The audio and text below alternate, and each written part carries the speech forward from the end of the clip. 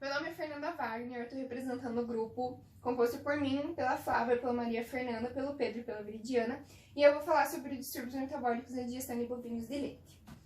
Eu vou começar falando sobre a acidose ruminal, que é quando acontece uma grande quantidade de ingestão de carboidratos, o que causa um excesso na produção de ácido lático no rumen.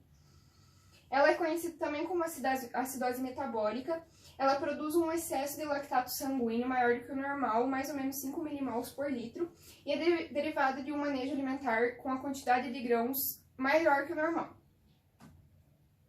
Os sinais clínicos dependem do grau da doença, podendo ser hiperaguda, aguda, subaguda ou moderada. Os sinais clínicos envolvem toxemia, que é intoxicação por toxinas no sangue, desidratação, prostração, que é a mesma coisa que debilidade.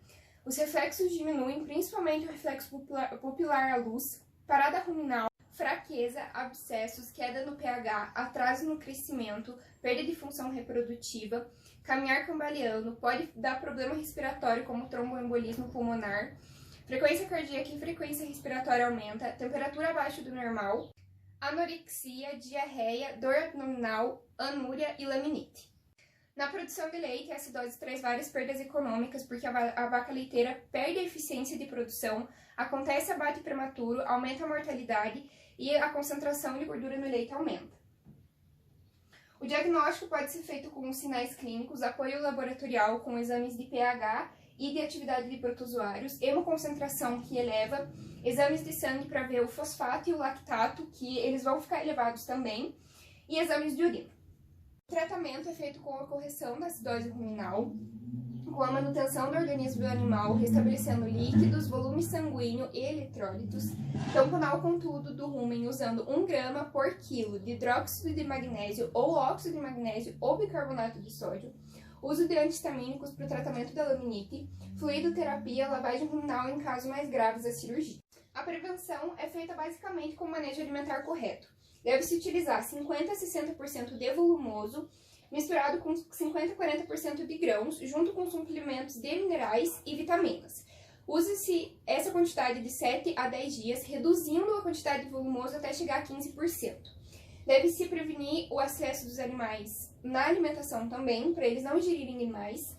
Evitar o adicional de carboidratos, oferecer ao animal um feno de boa qualidade e exercitar os animais pelo menos 2 vezes ao dia. Animais com doenças metabólicas e infecciosas, problemas neurais e idade avançada são predispostos a ter a doença, além de fatores genéticos também serem fatores predisponentes. 80% dos casos acontecem no período pós-parto, por diferença de alimentação, diferença hormonal e estresse metabólico. O deslocamento pode acontecer tanto para a esquerda quanto para a direita. Quando ele acontece para a esquerda, ele fica entre o rumen e a parede abdominal. E quando acontece para a direita, ele pode ir totalmente para a direita ou ele pode se estender para um válvulo abumazar. Animais com a doença em estágio mais grave apresentam maiores complicações e sinais clínicos mais evidentes. Esses sinais clínicos são obstrução do fluxo, comprometimento vascular, estresse, anorexia, hiporexia, que é a mesma coisa que falta de apetite, menor produção fecal, perda de peso, o animal tem menos contrações ruminais, desidratação, fraqueza muscular, ansiedade e pode levar ao óbito apesar de ser raro. As vacas que possuem a doença têm uma queda de produção no leite de 30% a 50%. Isso acontece porque o leite é descartado, há um descarte prematuro da matriz, tem perda de peso, pode acontecer mortalidade e aumenta o intervalo entre os partos. O diagnóstico pode ser feito com exame, sendo ele o físico, feito com auscultação. Você vai escutar um barulho de líquido e diminuição nas contrações do rumen. Palpatação retal, fazer exames de urina, que vai apresentar um pH ácido e citenúria. Concentrações dos cloretos vai estar aumentado, por isso você vê no exame de sangue. Apresentar a normalidade de eletrólitos, o cálcio sérico vai estar diminuído.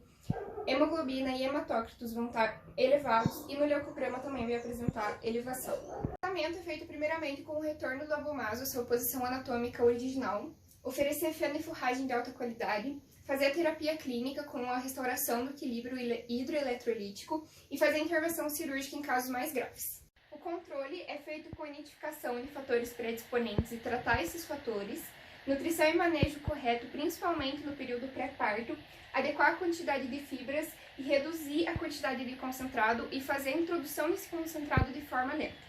A laminite bovina é um processo inflamatório que acontece nas estruturas sensíveis da parede do casco, causando dor, mudanças estruturais e claudicação intensa, o que causa perda da eficiência da reprodução e na produção de leite.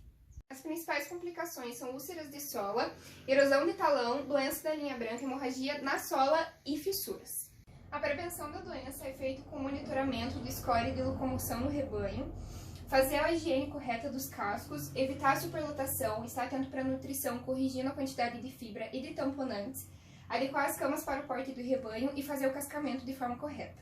As manifestações clínicas da doença variam de acordo com o caso e a identificação pode ser feita por sinais clínicos, sendo alguns deles que eu já citei, como dor, ansiedade, tremor muscular, frequência cardíaca e respiratória aumentada e sudorese. E os cascos ficam visivelmente inflamados e quentes. Aqui a gente tem algumas imagens, esse é um casco saudável e esse é apresentando laminite. Nesse a gente pode ver uma inflamação, um processo inflamatório com hemorragia. As práticas de manejo devem ser feitas de forma adequada para prevenir a laminite, fazendo a dieta balanceada, o ambiente higienizado, como eu já citei anteriormente, cascamento preventivo, garantia do bem-estar animal e o pedilúvio, que é uma espécie de banho nos pés, nos cascos do animal. Esse casqueamento deve ser feito com acompanhamento de um médico veterinário, não pode ser feito sozinho. O médico veterinário também vai ajudar no cuidado do pós-operatório. Nos estômagos dos ruminantes, apresenta uma quantidade de micro-organismos e esses micro-organismos fazem a fermentação, dando origem a gases. E esses gases devem ser liberados por meio de flatulência ou eructação. Se esses gases não forem liberados, causa o timpanismo, podendo ser ele o primário ou o secundário. O primário, ele vai fazer o acúmulo desses gases e formar uma espuma dentro dos estômagos. E no secundário, o animal não consegue fazer a eructação pela presença de um corpo estranho na via respiratória. O animal não consegue fazer a liberação dos gases por causa do deslocamento do rúmen e do retículo. O timpanismo, ele atinge de maneira igual, independente da raça, do sexo e da idade do animal. Os sinais clínicos incluem a distensão superior da fossa paralombar esquerda, que é a mesma coisa que o deslocamento, o excesso de urina pela pressão da bexiga, dor e escoiciamento, dispneia, que é a mesma coisa que a respiração acelerada, protrusão da língua, que é a mesma coisa que colocar ela para fora, e salivação excessiva. A salivação excessiva é para tentar neutralizar o ácido do rúmen, porque a saliva tem um pH neutro de 8 a 8,5. Na imagem ele está mostrando o aumento gradativo do abdômen por causa da presença dos gases, e por causa desse aumento, a parede do abdômen vai ficar enrijecida.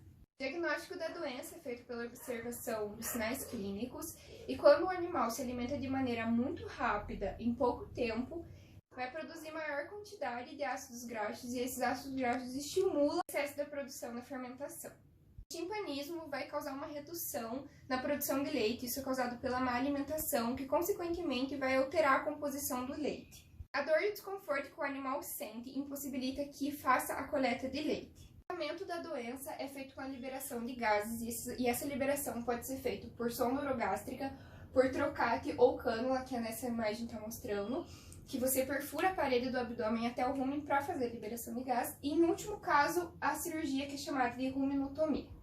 A prevenção do timpanismo é feita com um manejo adequado da alimentação, evitando o excesso de concentrado, porque ele causa o excesso de fermentação, e adequando a quantidade de fibras, e deixar o animal no pasto para que ele faça a ingestão de grãos. A cetose ocorre por um manejo alimentar feito de forma incorreta, que é oferecido ao animal uma quantidade menor de carboidratos do que ele precisa. Assim, ele vai tirar a energia dele dos ácidos graxos e isso vai sobrecarregar o fígado. O fígado vai produzir corpos cetônicos e esses corpos cetônicos vão para a corrente sanguínea, causando prejuízo à saúde do animal. Acomete principalmente animais imunossupressores e animais que estão na fase de pós-parto, na fase de lactação, que pode chegar a aproximadamente 49% sendo afetadas.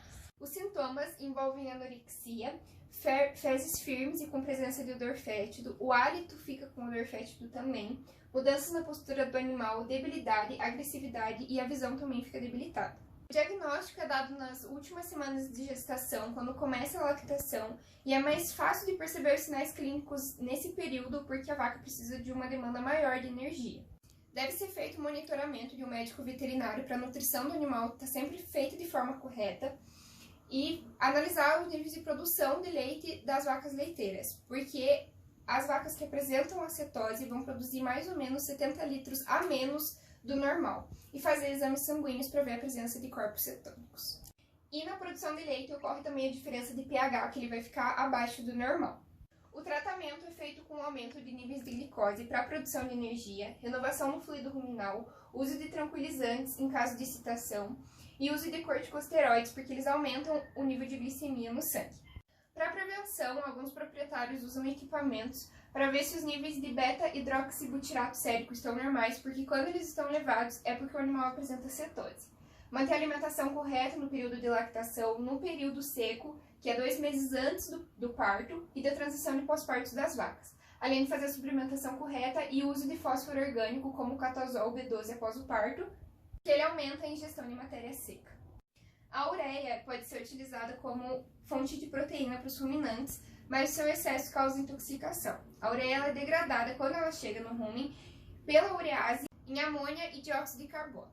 A amônia é utilizada como fonte de nitrogênio para os micro-organismos que ficam no rumen, para fazer a síntese. Quando há um excesso dessa amônia, o fígado não consegue fazer a desintoxicação e acaba causando intoxicação no rumen.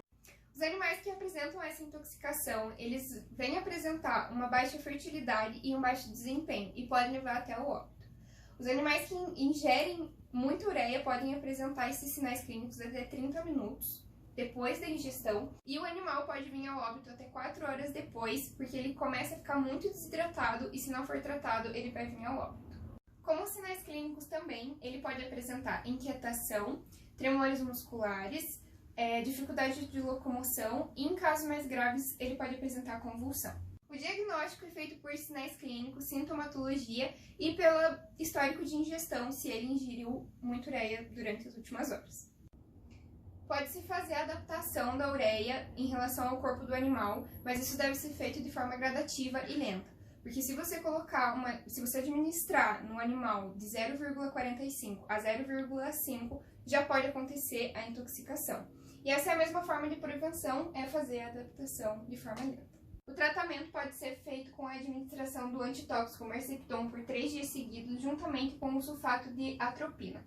Esse sulfato de atropina deve ser utilizado de 7 a 10 ml para animais adultos e de 3 a 7 ml para animais jovens. Se tiver muito grave, pode fazer 25% dessa dose direto na veia do animal. Pode usar o vinagre ácido acético 5% também e em casos mais graves da cirurgia de rumenotomia. O vinagre deve ser tomado de 3 a 6 litros totalmente pelo animal e pode-se repetir o mesmo processo caso os sinais clínicos venham a aparecer novamente. Essas são as nossas referências e muito obrigada pela atenção.